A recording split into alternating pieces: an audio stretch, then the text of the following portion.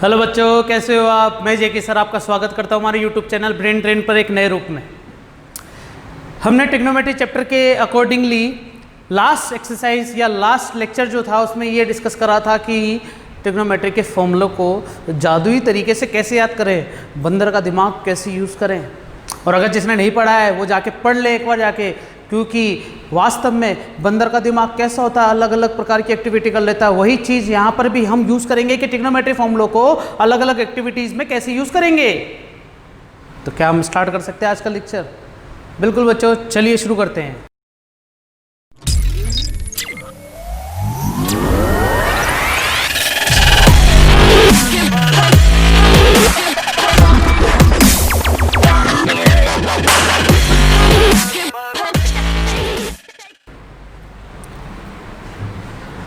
अब मैं तुम्हें पिछले लेक्चर के अकॉर्डिंगली जो फॉर्मूले बताए थे उनके बारे में थोड़ी सी जानकारी पहले से दे देता हूँ। क्या है देखना जरा, यहाँ पर लिखूंगा बच्चों।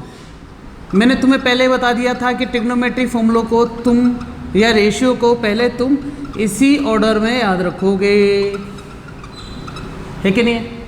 अब तुम ऑर्डर चेंज नहीं करोगे। अगर ऑर्डर चेंज नहीं करोगे तो फॉर्मूला याद करने का तरीका भी सही है। साइन किससे डायरेक्ट रिलेटिव होता है? कॉसेक से। कॉस किससे डायरेक्ट रिलेटिव होता है? सेक से। और टेन किससे डायरेक्ट रिलेटिव होता है? कॉट से। ठीक है। अब डायरेक्ट रिलेशन का मतलब ये हो गया कि ये रिलेशन तुम्हें बताता है रेसिप्रोकल रिलेशन। बस यहाँ पर बात खत्म हुई। जब भी मैं क्वेश्चन करने जाऊँ वहाँ मैं जाकर ये पूछूं कि साइन की वैल्यू दे रखी है, तो तुम साइन की वैल्यू के अकॉर्डिंगली किस किस की वैल्यू डायरेक्टली निकाल सकते हो बिना किसी फर्दर कैलकुलेशन के। तो वहाँ बात आती है बच्चों कोसेक की, क्योंकि साइन और कोसेक एक दूसरे से रिलेटिव है। कैसे? रेसिप्रोकल फॉर्म में। मतलब अगर मैंने बोल दिया कि साइन की वैल्यू जैसे ऊपर लिख रखी है 1/2, तो कोसेक की वैल्यू कितनी मिलेगी? 1/sin होता है, नहीं होता है? बिल्कुल। तो मैं 1/2 को उल्टा कर दूंगा। आंसर कितना आ गया बच्चों? 2। क्या मुझे यहाँ पर किसी प्रकार का triangle, Pythagoras, perpendicular, base, hypotenuse, Pandit Badri Prasad, हर हर भोले ऐसा कुछ यूज़ करने की जरूरत पड़ी क्या? नहीं पड़ी। वहाँ पर तुम्हारा बंदर वाला दिमाग काम आया है। अब तुम सोच रहे होंगे कि सर हमें बंदर बोल रहे हैं। नहीं बच्चों, मैं सिर्फ बंदर का दिमाग यूज़ करने के लिए बोल रहा हूँ। बंदर तो तुम हो ही। आगे देखते हैं ना। अब यहाँ पर कुछ चीज़ को क्लियर करते हुए मैंने 3 मेजर आइडेंटिटीज लिखाई थी बच्चों। वो कौन कौन सी थी? ये थी sine square theta plus cos square theta is equal to क्या होता है? 1 plus tan square theta is equal to cot square theta, और 1 plus sec square theta. 1 plus cot square theta क्या होता है बच्चों? Cosec square theta. ठीक है। अब यहाँ पर वो कहानी वापस दोहरा लेते हैं। क्या? कि साइन का डायरेक्ट रिलेशन कोसेक से है। यहाँ पर कहीं साइन और दिख रहा है क्या? बिल्कुल दिख रहा है। मतलब साइन का एक और रिलेशन मिल गया है कॉस से। मतलब साइन को मैं कॉस भी निकाल सकता हूँ और साइन से मैं कोसेक भी निकाल सकता हूँ। अब सोचो जरा, मुझे साइन से अब क्या क्या चीज़ बच गई है? एक तो बच गया है टेन, एक बच गया है कॉट और एक बच गया है सेक। सोचो जरा बच्चों, अगर मैंने साइन से किसकी वैल्यू निकाल ली? कॉस की वैल्यू निकाल ली है। तो सोचने वाली बात ये हो गई है कि कॉस और साइन का रेशियो ही तुम्हें क्या देता है बच्चों? 10। और जस्ट इसका उल्टा, या तो तुम 10 का उल्टा कर दो या फिर तुम कॉस थीटा अपॉन साइन कर दो। अब बात आती है सेक कैसे निकालोगे बच्चों? सेक तो निकल ही गया। कैसे? क्योंकि साइन से तुमने क्या निकाल लिया था? कॉस निकाल लिया था। अब यहाँ पर मैं तुम्हारे सामने एक छोटा सा एग्जाम्पल भी समझाता हूँ बच्चों। क्या? देखना, मैंने तुम्हें बताया कि साइन से डायरेक्ट कोसेक और क्या निकल सकते हैं? केवल कॉस। साइन से डायरेक्ट या तो निकलेगा कोसेक, जो कि कौन से रेसिप्रोकल फॉर्मूले से, या तो निकलेगा कॉस। कौन से फॉर्मूले से? फर्स्ट आइडेंटिटी से। बाकी ट्रिग्नोमेट्री रेशियो कैसे निकालोगे? अब यहां पर वो कंफ्यूजन क्लियर करने के लिए मैं एक एग्जांपल लेता हूं। किसका बच्चों? रेल का। अब रेल क्या है बच्चों? या फिर तुम बोल दो ट्रेन। ओहो सर, आज तो आ ही गया ब्रेन ट्रेन पर। ठीक है। ट्रेन का मतलब मैं बताता हूँ। जैसे मुझे अजमेर से दिल्ली जाना है। कहाँ जाना? अजमेर से दिल्ली। अब अजमेर से दिल्ली जाने के लिए अगर डायरेक्ट ट्रेन अवेलेबल है तो तुम डायरेक्ट ट्रेन ले लोगे। लेकिन कभी कभी कंडीशन ऐसी फंस जाती है, वहाँ पर तुम्हें क्या करना पड़ता है? दिल्ली तुम्हें अर्जेंट पहुँचना है, लेकिन वहाँ पर दिल्ली की उस डेट पर, उस टाइम पर ट्रेन अवेलेबल नहीं है। अगर ट्रेन अवेलेबल नहीं है तो क्या करोगे तुम? दिल्ली बंद कर दोगे कि जाना, या दिल्ली जाना छोड़ दोगे क्या? या तुम पहुंचोगे कि नहीं, ऐसा कुछ नहीं होगा। मतलब ऐसा है कि तुम्हें दिल्ली तो जाना ही है, अगर तुम्हें डायरेक्ट ट्रेन नहीं मिल रही है तो तुम अजमेर से जयपुर की ट्रेन ले लोगे। मुझे अजमेर से दिल्ली जाना है, डायरेक्ट ट्रेन अवेलेबल नहीं है, तो अजमेर से कहाँ जाएंगे, पहले अपन जयपुर चले गए, और जयपुर से दिल्ली की ट्रेन अवेलेबल है, तो मैं जयपुर पहले जाके फिर दिल्ली जाऊंगा ना, वहाँ मैं पैसों को नहीं देखूंगा। वहाँ पर मैंने दिमाग लगाया कि अजमेर से पहले जयपुर चल लेते हैं, जयपुर से फिर दिल्ली चले जाएंगे, इससे अपनी टिकट भी क्लियर हो जाएगी और ट्रेन भी अवेलेबल है। सही बात है कि नहीं है? तो यहाँ पर क्या कंसेप्ट यूज़ करा कि अजमेर से दिल्ली डायरेक्ट नहीं मिल रहा, तो अजमेर से तुमने जयपुर का सहारा लिया। वैसे ही साइन से कोसेक और साइन से कोस डायरेक्ट मिल रहा है, लेकिन टेन नहीं मिल रहा, तो तुम क्या करोगे, टेन साइन से पहले क्या निकाल लोगे, कोस, और बात खत्म होगी बच्चों। हो क्या बात है सर। बच्चों यहाँ पर ट्रेन ट्रेन ट्रेन ही खेलेंगे अपन, तो मज़ा ऐसी में ही आएगा। चलो शुरू करते हैं अपन, ठीक है ना बच्चों। सीधा साधा ये उतार लेना बच्चों वीडियो पॉज करके, ये कंसेप्ट बहुत ही इंटरेस्टिंग है।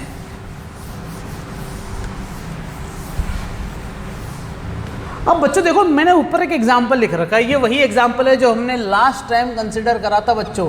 10a इक्वल टू कितना है बच्चों, 3/4। मुझे रिमेनिंग ट्रिग्नोमेट्रिक रेशियो निकालना है, ये है मेरे क्वेश्चन, है ना, इसको सॉल्व करते हैं। तो 10 से पहले मैं डायरेक्ट निकाल सकता हूँ किसको बच्चों, 10 से डायरेक्ट रिलेशन है किसका, कोट का। तो ऐसे लिखना पड़ेगा, चूंकि cot theta is equal to 1/tan theta, so that's why यहाँ पर tan थीटा की वैल्यू कितनी है हमारे पास, 3/4 रखो यहाँ पर। तो कॉट थीटा यहाँ पर फॉर्मूला यूज़ कर सकते हो, 1/3/4। तुम चाहो तो उसको रेसिप्रोकल पहले से डायरेक्ट लिख दो, या फिर मैं जैसे लिख रहा हूँ वही स्टेप यूज़ कर लो। तो tan से क्या मिल चुका है बच्चों, कॉट मिल चुका है। अब मुझे रिमेनिंग ट्रिग्नोमेट्रिक रेशियो चाहिए। सोचो बच्चों, tan मिल गया, कॉट मिल गया, तो tan और कॉट यहाँ पर है क्या, इससे डायरेक्ट क्या मिल जाएंगे, सेक और कॉसेक मिल सकते हैं अपन को। तो सेक और कोसेक निकालने के लिए क्या करोगे, ये तो मैंने किसके लिए निकाला बच्चों, 4 कॉट। अब मेरे को क्या चाहिए बच्चों, मान लो सेक थीटा चाहिए, तो यहाँ पर आइडेंटिटी क्या है, 1 + tan square theta is equal to sec square theta. 1 + tan square theta is equal to sec square theta. तो मुझे तो सेक की वैल्यू चाहिए, तो मैं सेक स्क्वायर थीटा बराबर 1 + tan स्क्वायर थीटा भी लिख सकता हूँ ना, आगे पीछे चेंज करके। रॉकेट साइंस तो नहीं लगाई ना यहाँ पर मैंने कहीं पे। तो क्या करोगे बच्चों, चूंकि tan थीटा की वैल्यू है कितनी बच्चों, 3/4 रखो वैल्यू, तो sec square theta is equal to 1 + 3/4 का क्या हो जाएगा बच्चों, होल स्क्वायर। सोल्व करोगे, 1 + 3 3 जा 9, 4 4 जा 16, एलसीएम पेल्सियम कैल्शियम सब ले लो बच्चों। कैलकुलेशन चल रही है बच्चों। अभी अंडर रूट कैसे आ गया बच्चों, देखो यहाँ पर क्या चल रहा था, sec square theta, sec square theta, sec square theta, लेकिन यहाँ पर सेक थीटा चाहिए था ना, इसलिए मैंने वहाँ पर क्या कर दिया, स्क्वायर रूट लगा दिया। तो तुम्हें किसकी वैल्यू मिलेगी बच्चों, सेक थीटा वैल्यू मिलेगी प्लस माइनस में 5/4। अब तुम सोचोगे सर प्लस माइनस में कैसे है, तो इसकी कहानी मैं बाद में क्लियर करूँगा, अभी तुम फिलहाल प्लस मान के चलना बच्चों, है ना, फिर मैं प्लस माइनस दोनों की कहानी बता दूंगा। आगे चल सकते हैं। यहाँ से मुझे किसकी वैल्यू मिल गई बच्चों, सेक की। देखो कॉट की मिल चुकी, सेक की मिल चुकी, अब किसकी चाहिए बच्चों, कॉसेक की निकालते हैं ना। तो एक काम करो बच्चों, सेक जब भी दिख जाए तो तुम्हें पता है यहाँ से तुम किसकी वैल्यू निकाल सकते हो, कॉस की वैल्यू। और कॉस क्या होता है बच्चों, cos theta is equal to 1/sec theta. चूँकि सेक थीटा की वैल्यू क्या मिली अपन को, 5/4 रखो यहाँ पर। तो कॉस थीटा की वैल्यू कितनी मिल जाएगी, 4/5। अच्छा कॉस मिल गया है बच्चों, क्या मिल गया, कॉस मिल गया है। तो यहाँ से तुम साइन भी निकाल सकते थे, कैसे, साइन स्क्वायर थीटा, मुझे साइन निकालना तो साइन के लिए एरो बना दिया, sine square theta plus cos square theta is equal to 1। तो साइन, मैं डायरेक्ट फॉर्मूला लिख दूँ, साइन थीटा बराबर √ में 1 - कॉस स्क्वायर थीटा 1 - अब तुम सोच रहे हो सर यहाँ पर ए चल रहा था तो आपने थीटा थीटा लिख दिया, कोई बात नहीं बच्चों, इसको थीटा ही रहने दो। आगे देखते हैं, कॉस स्क्वायर थीटा की वैल्यू कितनी है, चूँकि करके लिख दो यहाँ पे, चूँकि cos theta is equal to है 4/4, तो यहाँ पर आएगा 4/5 का स्क्वायर। सॉल्व करोगे इसको, 1 - 16/25, फिर एलसीएम आएगा। एलसीएम लेने का तरीका नहीं आता ना बच्चों, डायरेक्ट मल्टीप्लाई कर दो। कैसे, इसको 1 को क्या मान सकते हो, 1/1, 25 को 1 से मल्टीप्लाई करा, 1 को 16 से मल्टीप्लाई करा, 25 को 1 से मल्टीप्लाई करा, मतलब इसको इससे मल्टीप्लाई करा, इसको इससे मल्टीप्लाई करो, इन दोनों को आपस में मल्टीप्लाई करके लिख दिया। देख लो एक बार चेक कर लो सही है क्या। 25 एकम 25, 16 एकम 16, 25 एकम 25। सॉल्व करो, 25 में 16 जाएंगे कितने बचेंगे बच्चों, 9/25, ये आ गया 3 और ये आ गया 5, प्लस माइनस में आंसर मान लेते हैं ना इसको।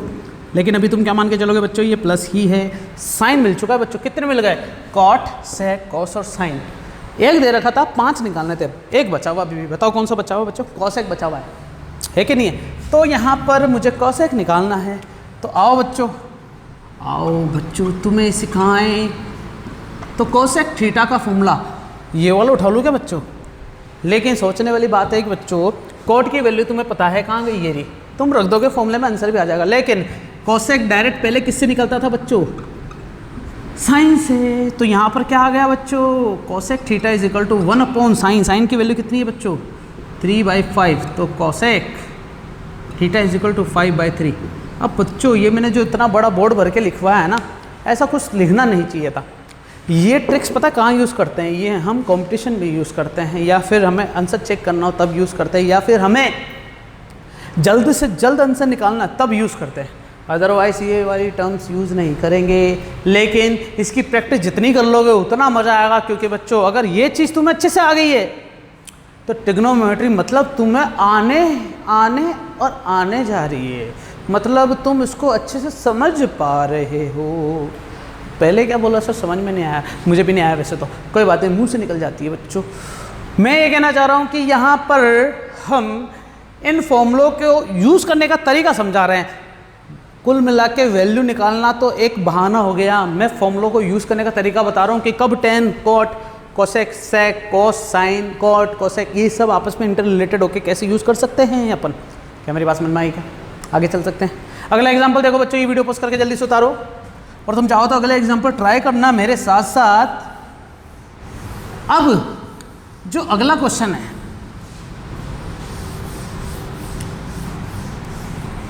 उसके लिए खास बात बता दो बच्चों में, क्या कि हम हर वो तरीका अपनाएंगे जिससे वैल्यू निकल सके। जैसे 10 की वैल्यू दे रखी है हमें, तो 1/√3, 1/√3 ये क्वेश्चन पहले कर चुके तीनों बच्चों है ना, और इनके अकॉर्डिंगली कुछ वेरीफाई करने वाले क्वेश्चन भी थे जो कि हमने ट्राई कर लिए थे। तो अगर तुम सारे ट्रिग्नोमेट्री रेशियो निकाल सकते हो तो वहाँ पर वैल्यू पुट कर देना, लेफ्ट हैंड साइड बराबर राइट हैंड साइड। आगे देखें, 10 की वैल्यू दे रखी है, यहाँ से डायरेक्ट कॉट निकल सकता है, लेकिन मैं डायरेक्ट कॉट नहीं निकालता, मैं पहले क्या निकालता हूँ बच्चों, सेक निकालता हूँ। क्या निकालता हूँ बच्चों, सेक थीटा।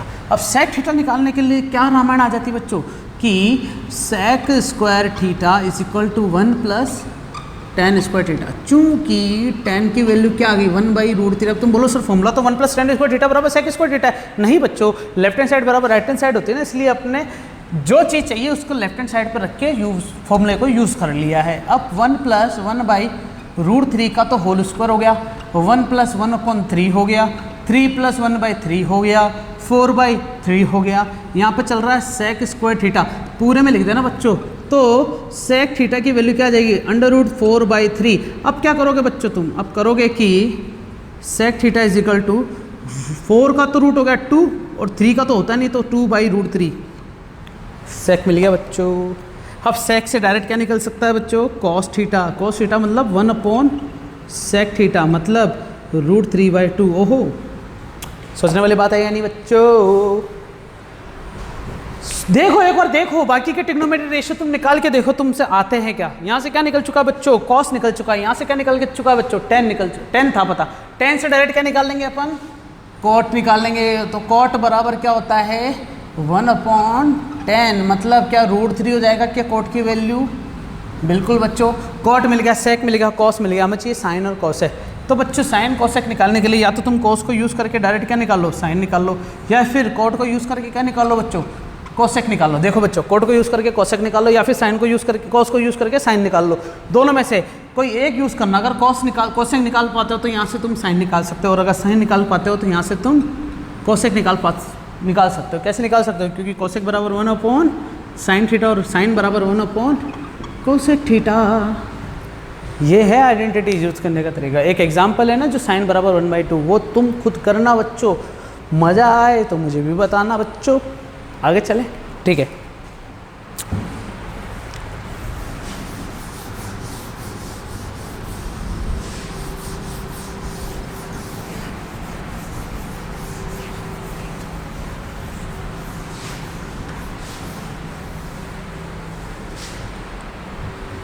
अब अपन जो बात करेंगे ना बच्चों, वो बात करेंगे कि साइन की जो वैल्यू है वो अलग अलग एंगल पे कैसे निकाली जा सकती है। सुनना, मैंने एक राइट एंगल ट्रायंगल बनाया, ये रहा, ये 90 डिग्री हो गया, और ये जो है ये किसी एंगल पर इंक्लाइंड है, इसे अपन क्या बोलते हैं बच्चों, एक्यूट एंगल। अगर मैं इसको कोऑर्डिनेट सिस्टम से समझाऊं तो यहाँ से मान लो एक साइड निकल रही है, अब ये एंगल कितना है, थीटा है, यहाँ पे परपेंडिकुलर ड्रॉ करूँगा तो ये कितना है बच्चों, 90 डिग्री। तो ये एंगल कितना कितना हो सकता है, सुनना बच्चों, है ना। अगर इस डायग्राम को अच्छे से हम टीपते हुए देखें तो ये बच्चों 0 भी हो सकता था, ये बच्चों ऐसे ऐसे ऐसे ऐसे ऐसे क्या बढ़ते हुए हो सकता था क्या, अरे हाँ कि ना, मतलब थीटा की वैल्यू 0 से 90 डिग्री तक हो सकती थी, लेकिन गलत, हम 0 से 90 क्यों माने, थीटा की वैल्यू ऐसे भी तो हो सकती थी ना, आगे भी तो बढ़ सकता है ये ऐसे, मतलब कुल मिला के ये एंगल ऐसे जाके पूरा घूम सकता है क्या, मतलब थीटा की वैल्यू 0 से 90 भी हो सकती है, 90 से 180 भी हो सकती है, 180 से 270 भी हो सकती है, और 270 से 360, इसके बीच में जो भी एंगल आ रहे हैं वो सब हो सकती है। लेकिन बच्चों खुशखबरी की बात है कि तुम्हारे सिलेबस में क्या है बच्चों, 0 से 90 तक है, वाह क्या बात है। लेकिन बच्चों कंपटीशन पॉइंट ऑफ व्यू से तुम्हें सारे पता होने चाहिए, तो मैं कोशिश करूँगा कि वो सारे तुम्हें बता सकूँ, लेकिन अभी सिर्फ इतना सा समझते हुए चलते हैं अपन। अच्छा सुनना, मैंने यहाँ पर ये डायग्राम बनाया था, इस डायग्राम की खास बात बता दूँ बच्चों कि इस 0 से लेके 360 में क्या मैं आगे भी जा सकता हूँ, तो बच्चों बिल्कुल जा सकते हो, 360 में ऐसे ऐसे ऐसे ऐसे करके स्पाइरल बनाते हुए जा सकते हो तुम। तो 360 के बाद अगर तुमने एक चक्कर घूम लिया है तो वो 360 हो गया, अगर तुमने घूम के एक और चक्कर आ गए तो वो कितना हो जाएगा बच्चों, 720, एक बार और घूम के आ गए तो आ जाएगा बच्चों 1080 डिग्री। तो ऐसे भी एंगल्स होते हैं, इनकी भी वैल्यूज निकलते हैं ट्रिग्नोमेट्री के अंदर। तो हम तो अभी किसकी बात कर रहे हैं, 0 से 90 की बात कर रहे हैं। तो 0 से 90 के अंदर खास बात यह है कि सर हमने भी टेबल देखी है, तो 0, 30, 60, 45 और 90 ही क्यों लेते हैं, मैं तुम्हें समझाता हूँ बच्चों। मैं बताता हूँ जो 15 से क्या हो बच्चों, डिविजिबल हो, ऐसा ही एंगल की वैल्यू पर ट्रिग्नोमेट्री रेशियो निकल सकते हैं जो 15 से डिविजिबल हो। अब देखना, एक तो 15 खुद हो गया, 15 2 जा 30 हो गया, 30 के बाद 45, फिर 60, फिर 75, फिर 90। लेकिन सर टेबल में हमने देखा है कि सर ना तो ये होता है और ना ही ये होता है, सॉरी ना ही ये होता है। हाँ लेकिन एक चीज़ जो होती है वो है 0 डिग्री, 0 में किसी का भी डिविजिबल हो सकता है ना, 15 से भी डिवाइड कर सकते हैं। तो इसका मतलब 0, 30, 45, 60 और 90, 15 और 75 नहीं है। तो बच्चों इनकी भी वैल्यू निकलती है, लेकिन वो तुम्हारे सिलेबस में नहीं है, ठीक है। अब जैसे 15 है, इसकी वैल्यू पता कैसे निकालते हैं, इन दोनों का पेयर से, कैसे, 60 - 45 करके। तो इनका एक फॉर्मूला आएगा बच्चों, तो वहाँ पर ये फॉर्मूला उठा के रख देंगे, वो आगे की क्लास में। लेकिन हमें सिर्फ ये समझना है कि टेबल में कौन कौन सी वैल्यू यूज़ करनी है। तो 15 से जो डिविजिबल है सिर्फ उन्हीं की वैल्यू निकलती है, ये चीज़ ध्यान रहेगी। क्या तुमने कंस्ट्रक्शन में भी पढ़ा होगा बच्चों, एंगल उसी को फॉर्म कर सकते हो जो 15 से डिविजिबल हो, क्योंकि तुम एंगल बाइक सेट कर करके और छोटा बना लेते थे। बच्चों देखो 15 के बाद 7.5 भी होता है बच्चों, इसका भी वैल्यू निकलती है। तो हम अभी इसकी चर्चा नहीं करेंगे, मैंने तुम्हें समझा दिया है कि ऐसा क्यों करता है। अब तुम सोचो सर 75 की वैल्यू कैसे निकालोगे, तो बच्चों ये देखो इन दोनों के पेयर से निकल रही है क्या 75 की वैल्यू, है कि नहीं है। तो यहाँ से हम वैल्यू निकाल सकते हैं। अच्छा एक चीज़ और, इन दोनों के पेयर से 15 की वैल्यू भी निकल सकती है। जैसे 45 - 30 कर दो तब भी निकलेगा ना, और 45 + 30 करोगे तो क्या मिलेगा बच्चों, 75। आइए मेरी बात समझ में। चलो अब टेबल बनाना सीखते बच्चों। टेबल बनाने में कोई कंजूसी नहीं होनी चाहिए। तो टेबल कैसे बनती है वो तो बात की बात है।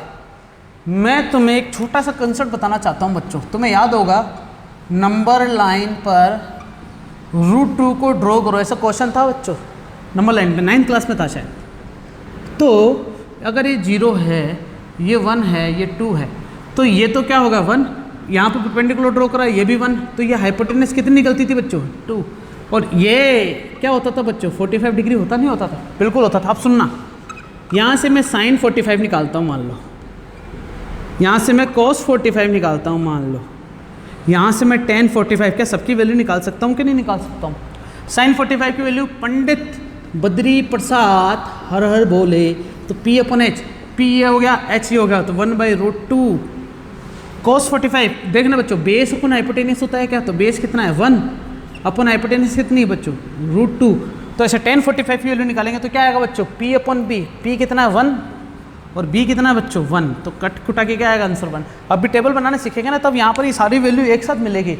तो ऐसी चीज़ें, ऐसी वैल्यू कहाँ से आई, तो मैंने एक छोटा सा तुम्हारे पास एग्जाम्पल रख रखा है। अब मतलब तुम्हें ये पता नहीं होना चाहिए था, तुम्हें सिर्फ ये पता होना चाहिए कि साइन 30 की वैल्यू कितनी होती है, साइन 0 की वैल्यू कितनी होती है, क्योंकि वहाँ पर ये तुम कैलकुलेशन करने थोड़ी बैठोगे। तो मैं बच्चों एक ट्रिक बताता हूँ तुम्हें कि साइन की वैल्यू 0, 30, 45, 60 और 90 पे कितनी होती है। ऐसे बाकी ट्रिग्नोमेट्री रेशियो की भी बात कर लेंगे अपन। टेबल बनाना सीखते बच्चों है ना। टेबल याद करने के लिए बच्चों सबसे पहले तुम्हें ये पता होना चाहिए कि टेबल को लिखेंगे किस तरीके से। तो लिखने का तरीका क्या है, तुम सबसे पहले एक रो जनरेट करोगे, उस रो के अंदर अलग अलग कॉलम बनाओगे, 1, 2, 3, 4 और 5। हर कॉलम के अंदर एंगल डिसाइड कर दोगे 0, 30, 45, 60 और 90। फिर एक सिंगल कॉलम बनाओगे जिसमें तुम ट्रिग्नोमेट्री रेशियोस रखोगे बच्चों, बस है ना। क्या रखोगे, केवल ट्रिग्नोमेट्री रेशियो। अब चलो वैल्यू निकालते हैं। याद करने का तरीका समझना, पहले लिखोगे गिनती, काउंटिंग 4 तक लिखनी है बच्चों, बस है ना। तो पहला स्टेप क्या, 0, 1, 2, 3, 4, 4 तक तो गिनती आती होगी तुम्हें। अब इन सब में किसका डिवाइड कर दो बच्चों, 4 का डिवाइड कर दो। किसका डिवाइड कर दो बच्चों, 4 का डिवाइड कर दो। अब 4 का डिवाइड करने के बाद इन सब का क्या कर दो बच्चों, स्क्वायर रूट कर दो। अब तुम सोच रहे होगे सर ये क्या हुआ, तो बच्चों कुछ नहीं हुआ, सीधा सीधा है कि पहले तुम क्या करोगे 0 से लेके 4 तक लिखोगे, दूसरा क्या करोगे 4 से क्या कर दोगे बच्चों डिवाइड कर दोगे, और तीसरे पे क्या करोगे स्क्वायर रूट लगा दोगे। क्या लगा दोगे बच्चों, स्क्वायर रूट, रेडिकल लगा देना है ना। अब इसको सॉल्व करो बच्चों, 0 में किसी का भी डिवाइड करो, आंसर कितना आएगा बच्चों 0। 1/4 का रूट 1/2, 2/4, 2 2 जब 4 कट गया तो क्या बचेगा 1/√2। फिर √3/4, जैसे है ना ये, तो √3 तो निकलेगा नहीं, लेकिन 4 का तो क्या जाएगा 2, 4 से 4 कैंसिल, 1 बचा, तो आंसर क्या है 1। बच्चों थोड़ा सा गैप देके एक बार समझने की कोशिश करो कि क्या तुम्हें समझ में आ रहा है कि कैसे कैसे तुम इसको सॉल्व कर सकते हो। क्या तुम्हें लग रहा है क्या इन सब को तुम डायरेक्टली लिख सकते हो क्या।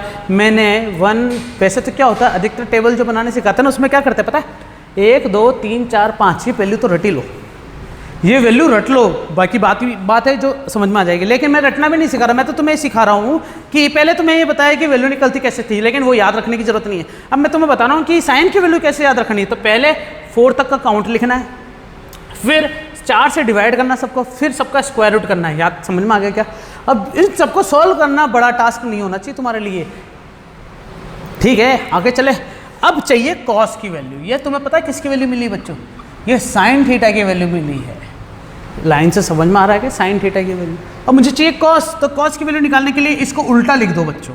क्या कर दो, इसको उल्टा लिख दो। पता कैसे, क्योंकि देखो सोचने वाली बात ये हो गई है कि रिकॉर्ड हो रहा है, क्योंकि बच्चों सोचने वाली बात तो ये हो गई है कि साइन कॉस का स्क्वायर जो है वो उनका सम 1 के इक्वल आ रहा है। तो साइन के लिए कॉस डायरेक्ट रिलेटिव हो गया, कैसे, टेबल के लिए। इसलिए यहाँ पर तुम यहाँ से काउंटिंग करना स्टार्ट कर दोगे, 1√3/2, 1/√2, 1/2 और लास्ट में क्या जाएगा बच्चों 0। मतलब कोई बड़ी साइंस नहीं लगाई यहाँ पर अपन ने, कोई रॉकेट नहीं उड़ाया, सीधा से ये करा है कि साइन की वैल्यू जितनी भी थी सबको कॉस के लिए उल्टी करके लिख दी है। जो 0 पे था वो साइन 90 पे होगा, जो 90 पे वो कॉस 0 पर होगा।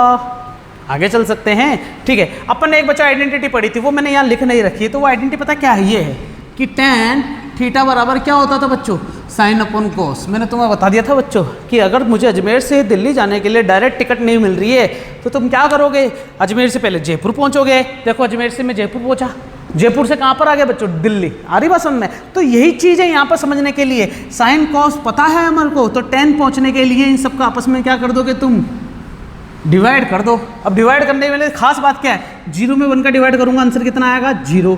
2 से 2 दोनों कट जाए बच्चों, डिनोमिनेटर में है दोनों के दोनों, मतलब दोनों बटे में है, तो 2 से 2 कैंसिल, तो क्या बचेगा ऊपर तो 1 बचा और नीचे क्या बचा बच्चों √3। सोचने वाली बात है, नहीं समझ में आया देखो 1/2 √3/2, इसको कैसे लिख सकते हो 1/2 इंटू, ये उल्टा हो जाएगा तो 2/√3। हाँ, तो क्या बचा बच्चों आंसर 1/√3।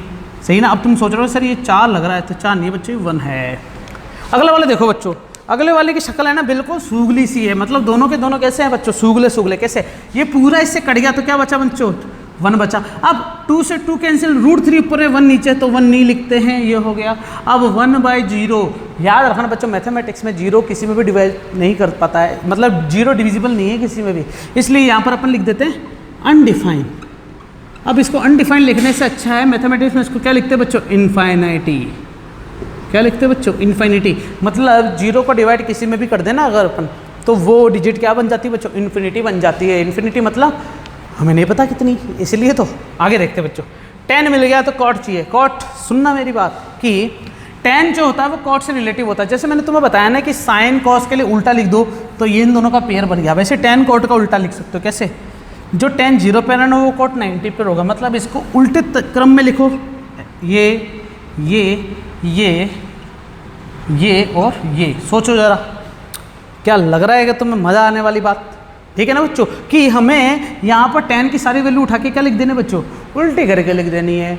अब तुम सोच रहे होगे सर ये तो बहुत पेचीदा चीज़ होगी। नहीं बच्चों, कुछ नहीं हुआ है। sin के लिए cos उल्टा, tan के लिए cot उल्टा। अब आता है sec की वैल्यू। तो बच्चों sec और cosec के लिए तो तुम यहाँ पर ये वाली आइडेंटिटी यूज़ करोगे कि sec बराबर क्या होता है बच्चों, sec बराबर होता है 1/sin थीटा, मतलब साइन का उल्टा। और cosec बराबर क्या होता है 1/, अभी क्या लिख रहा हूँ मैं, ये तो 1/cos होता है और ये 1/sin थीटा होता ही नहीं होता है। तो sec की वैल्यू निकालने के लिए क्या करोगे तुम, cos का उल्टा, 1 का उल्टा 1 ही होता है बच्चों, ये मिटा रहा हूँ। इसका उल्टा 1 नहीं लिखते नीचे, इसका उल्टा तो इनफाइनाइट, मैंने बताया ना 1/0 लिख देते हो तो वो क्या चीज़ बन जाती है बच्चों, इनफाइनाइट बन जाती है। आगे देखो, sec की वैल्यू निकालने के लिए sin का उल्टा मतलब इनफाइनाइट, इसका उल्टा मतलब 2, इसका उल्टा मतलब √2, इसका उल्टा मतलब 2/√3 और इसका उल्टा मतलब 1 का उल्टा 1 ही होता है। बच्चों देखो सोचने वाली बात है, ये थोड़ा टेढ़ा क्यों जा रहा है, ऐसे लिखना। सोचने वाली बात ये है कि हमें पता था कि cos और sin एक दूसरे के ऐसे उल्टे करके लिख सकते हैं, इनका ऑर्डर चेंज करके, लेकिन यहाँ पर अपन ऐसा नहीं करा। लेकिन कर सकते थे कैसे, sec की वैल्यू निकालनी ना तो sec का क्रम ऑर्डर चेंज कर दो, तो ये इनफाइनाइट इधर, 2 इधर, √2 इधर, ये इधर, या तो साइन से निकालो या ऑर्डर चेंज करके निकालो। क्या मेरी बात समझ में है क्या? एक बार वीडियो पॉज करके पूरा अच्छे से समझ के उतारो बच्चों।